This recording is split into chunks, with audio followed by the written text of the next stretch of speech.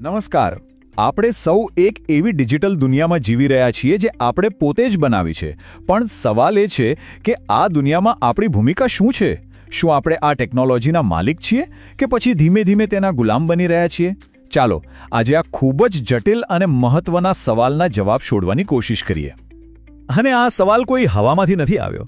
આ સીધો હેદી બોગોસિયનના પુસ્તક સાયબર સિટીઝન્સમાંથી ઉઠાવવામાં આવ્યો છે. ડિજિટલ દુનિયામાં આપણે નાગરિક છીએ કે પ્રજા? આ એક જ સવાલ આજના આપણા આખા વિષયના કેન્દ્રમાં જે સંઘર્ષ છે ને એને બરાબર પકડી લે છે. મતલબ કે આપણી ઓનલાઈન ઓળખ શું છે અને એના પર ખરેખર કોનું નિયંત્રણ છે? તો એનો જવાબ શું છે?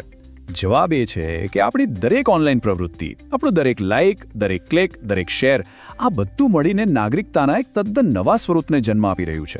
અને આ જે નવો નાગરિક છે ને એના પોતાના અલગ નિયમો છે, અલગ દાવપેચ છે. અને સાંભળો, આ કોઈ ભવિષ્યની વાત નથી થઈ રહી, આ આપણી આજની હકીકત છે. તો આ નવા નાગરિકને શું નામ આપીશું? એને જ કહેવાય છે સાયબર નાગરિક. પણ આ સાયબર નાગરિક છે કોણ? એકદમ સરળ શબ્દોમાં કહીએ તો ઇન્ટરનેટનો ઉપયોગ કરનાર દરેક વ્યક્તિ. અને હા, આ વ્યાખ્યા સમજવી ખૂબ જ જરૂરી છે. કેમ? કારણ કે એ આપણને યાદ અપાવે છે કે આપણે ખાલી યુઝર્સ કે ગ્રાહકો નથી, પણ એક આખા ડિજિટલ સમાજના સક્રિય સભ્યો છીએ. પણ આ ડિજિટલ સમાજના સભ્ય બનવું એટલું સીધું સાદું પણ નથી હોતું. અને અહીંથી જ આખી વાતમાં એક મોટો ટ્વિસ્ટ આવે છે. કેમ કે જે ટેકનોલોજી આપણને એકબીજા સાથે જોડે છે એ જ ટેકનોલોજી ખરેખર તો એક બેધારી તલવાર જેવી છે. એ એક તરફ આપણને સશક્ત બનાવે છે, આપણને અવાજ આપે છે, પણ એ જ સમયે બીજી તરફ એ આપણા પર નિયંત્રણ પણ રાખી શકે છે. આ જુઓ, આ છે ટેકનોલોજીના બે ચહેરા, એકદમ સામસામે. એક તરફ છે એનું વચન કે એ આપણને જોડશે, આપણા અવાજને તાકાત આપશે અને લોકશાહીની પણ મજબૂત બનાવશે. બધું કેટલું સરસ લાગે છે નહીં? પણ સિક્કાની બીજી બાજુ પણ છે. એ જ ટેકનોલોજી આપણી પ્રાઇવેસી માટે સૌથી મોટો ખતરો બની શકે છે, સમાજમાં અસમાનતા વધારી શકે છે અને આપણને ખબર પણ ન પડે એમ આપણી પસંદગીઓ અને આપણા વર્તનને બદલી શકે છે. તો આ જોખમો કયા ગયા છે? ચાલો એને જરા નજીકથી જોઈએ. પહેલું અને સૌથી મોટું છે સામૂહિક દેખરેખ. મતલબ કે આપણી દરેક ડિજિટલ હિલચાલ પર કોઈક નજર રાખી રહ્યું છે. પછી બીજું જોખમ છે ટાર્ગેટેડ જાહેરાતો અને ખોટી માહિતી દ્વારા આપણી વિચારસરણીને જ બદલી નાખવાનું. અને આ બધાની ઉપર છે ડિજિટલ ખાઈ, જે ટેકનોલોજીના જાણકાર અને અજાણ લોકો વચ્ચેનું અંતર સતત વધારી રહી છે. અને આ બધાનું અંતિમ પરિણામ શું આવી શકે? એ જ કે આપણે એક સક્રિય નાગરિકમાંથી માત્ર એક નિષ્ક્રિય પ્રજા બનીને રહી જઈએ. ઓકે, આ બધું સાંભળીને થોડી ચિંતા થાય, કદાચ થોડી નિરાશા પણ આવે, એ સ્વાભાવિક છે. પણ સારી વાત એ છે કે વાત અહીં પૂરી નથી થતી. ખરેખર તો અહીંથી એક નવો અને આશાસ્પદ અધ્યાય શરૂ થાય છે. કારણ કે જ્યાં સુધી આપણે સમસ્યાઓને ઓળખીએ નહીં ત્યાં સુધી ઉકેલ કેવી રીતે શોધી શકીએ? અને હવે આપણે સમસ્યાઓને ઓળખી લીધી છે તો સમય છે પગલાં લેવાનો. અને આ જ સાયબર સિટીઝન્સ પુસ્તકનો મુખ્ય સંદેશ છે. માત્ર જાગૃત થવું પૂરતું નથી, હવે એક્શન લેવાનો સમય છે. આ માત્ર એક સૂચન નથી, આ એક આહ્વાન છે પરિવર્તન માટે. તો સવાલ એ જ આવે કે ઠીક છે, પણ આપણે કરી શું શકીએ? જવાબ માટે ચાલો આપણી ડિજિટલ અધિકારોની એક પ્લેબુક ખોલીએ. આ એક એક્શન પ્લાન જેવું છે જે આપણી ઓનલાઈન આઝાદીને બચાવવા માટે બનાવવામાં આવ્યો છે. અને સૌથી મહત્વની વાત, આમાં આપણા સૌની એક ભૂમિકા છે. તો શરૂઆત ક્યાંથી થાય? આપણાથી. વ્યક્તિગત સ્તરે આપણે શું કરી શકીએ? સૌથી પહેલાં તો ડિજિટલ સ્વરક્ષણ.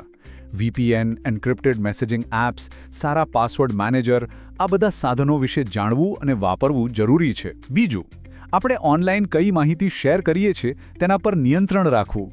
કઈ એપને કઈ પરમિશન આપીએ છીએ તે નિયમિતપણે તપાસતા રહેવું. અને ત્રીજું અને સૌથી અગત્યનું, ખોટી માહિતીને ઓળખતા શીખવું. આ પગલાં ભલે નાના લાગે, પણ યાદ રાખજો, મોટા પરિવર્તનની શરૂઆત આવા નાના પગલાંથી જ થાય છે. આ તો થઈ વ્યક્તિગત વાત, પણ આપણી જવાબદારી આપણા કામના સ્થળે પણ છે. ખાસ કરીને જે લોકો ટેકનોલોજી સાથે કામ કરે છે. પોતાના રોજિંદા કામમાં સાયબર સિક્યુરિટીની સારી આદતો કેળવવી, AI અને ડેટાનો ઉપયોગ નૈતિક રીતે થાય એ માટે અવાજ ઉઠાવવો અને ડિજિટલ અધિકારોને લગતા નવા કાયદા અને નિયમોથી અપડેટ રહેવું. કારણ કે એક નૈતિક ડિજિટલ વર્કપ્લેસ આખા ડિજિટલ સમાજ માટે ફાયદાકારક છે. અને ભવિષ્યનું શું? આપણી આવનારી પેઢીનું શું? અહીં શિક્ષકો અને વિદ્યાર્થીઓની ભૂમિકા ખૂબ જ મહત્વની બની જાય છે.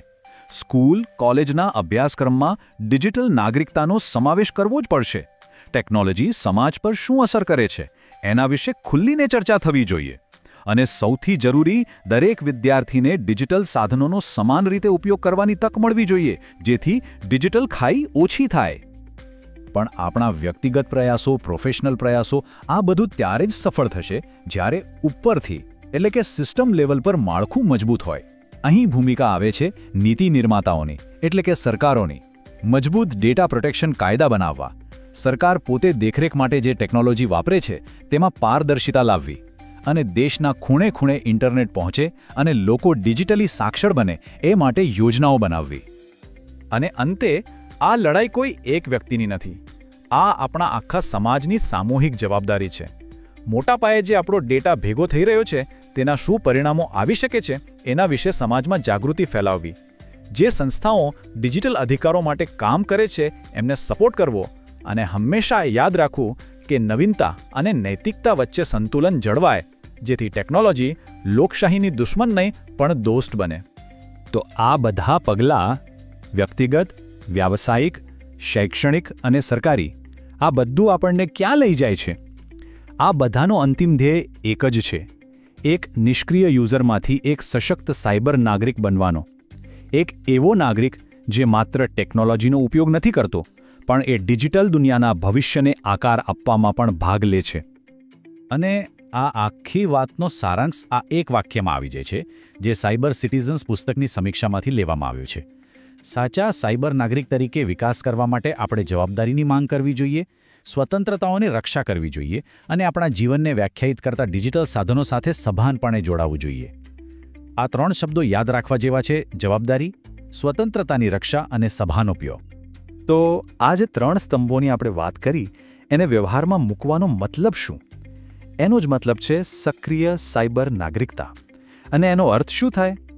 એનો અર્થ છે આપણા પોતાના ડેટા પર આપણું નિયંત્રણ, આપણી આસપાસ જે દેખરેખ રાખવામાં આવી રહી છે તેના વિશે જાગૃતિ, અને ટેકનોલોજી સમાજને કેવી રીતે ચલાવશે એ નિયમો બનાવવામાં આપણી સક્રિય ભાગીદારી. અને અંતે આ આખી ચર્ચા આપણને એક સવાલ પર લાવીને ઊભા રાખે છે. ભવિષ્ય કોઈએ લખીને નથી રાખ્યું, એ તો આપણી પસંદગીઓ અને આપણા સામૂહિક પગલાંથી બનશે.